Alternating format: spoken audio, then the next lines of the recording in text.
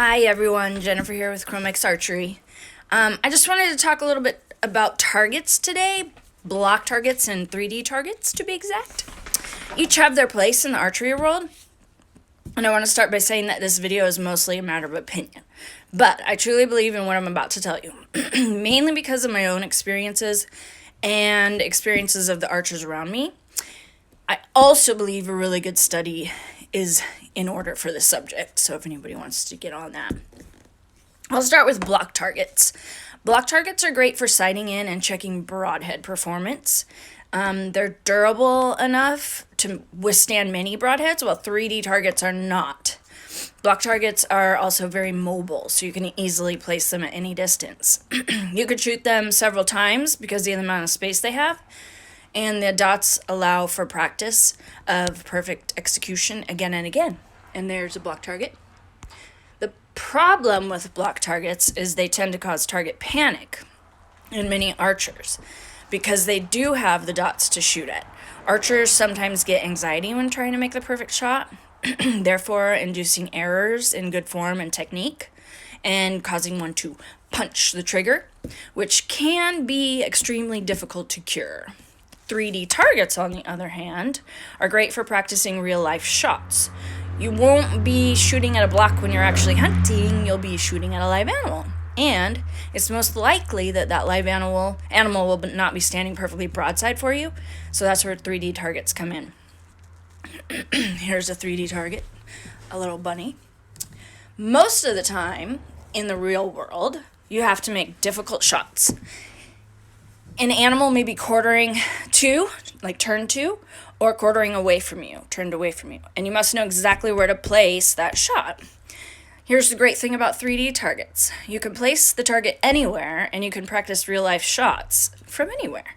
You can place them uphill, downhill, around the hill, and they have rings where the vitals of the animal are, if broadside. Well, that's okay. Make sure you know that that's if they are broadside. So you can make sure you actually hit those vitals rather than just a dot like on a block target. While 3D targets have point rings on them, I don't use those when I'm practicing for real life situations. I practice perfect shot placement in the scenario I'm in at that moment. If an animal is quartering away from me, I certainly don't want to hit it in the 12 ring. I want to shoot back a little further so I go through the vitals and vice versa for quartering to me. 3D targets are also great for range estimation. I like to try to guess the yardage of the 3D targets I'm shooting at before I actually pull out my rangefinder and range them. You won't have time in the real world, in the field, to range an animal. You might not. And the animal could move after you've already ranged them once, and you only get one shot. So estimating yardage on a life-size animal is key to great shot placement. While you can range a block target, two, it's not a life-size animal, and believe it or not, that has a significant impact on yardage estimation. While shooting at 3D targets can also produce target panic, it's just a little less likely. This is because you're shooting at a blank space or rings that can't be seen from a distance. With block targets, you have to hone in on those dots, and those dots can cause anxiety in some archers. So it can cause target panic. Don't get me wrong, the same thing can happen with 3D targets, but like I said, it's just a little less likely for most people. We would all be better off shooting at a blank target for practice and just focusing on good form and technique, actually.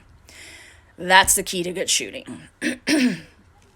One bad thing about 3D targets is they are a little harder to pick up and just move around anywhere. Depending on the size, of course. This one is small, so it's pretty easy to move. But they're usually bolted into the ground with rebar, like that. And while we move ours around quite often, it's not as easy as moving a block target. But you can still shoot at a 3D target from different distances and angles. Another disadvantage of 3D targets is their price. The good ones are kind of expensive, which is why you don't want to shoot broadheads into them. But once you have them, they're really, really nice to have. We use our older 3D targets for broadheads since they're already pretty torn up and used. And I like to be able to shoot my broadheads at something more realistic than a block target. So save those old 3D targets for broadheads. As you can see, both targets have their advantages and disadvantages. Both are useful in some way. And if you're in the market for some targets and you have money burning a hole in your pocket, I highly recommend getting a block target. Someone's here. Not a block target. Distracted, getting a 3D target. If you don't have money burning a hole in your pocket, then there's less expensive 3D targets out there, but they may not last as long as the good ones. But still, it's better than nothing. So, if it were me, I would spend the money on a 3D target before I'd spend it on a block target, but I do recommend getting both if you can afford it.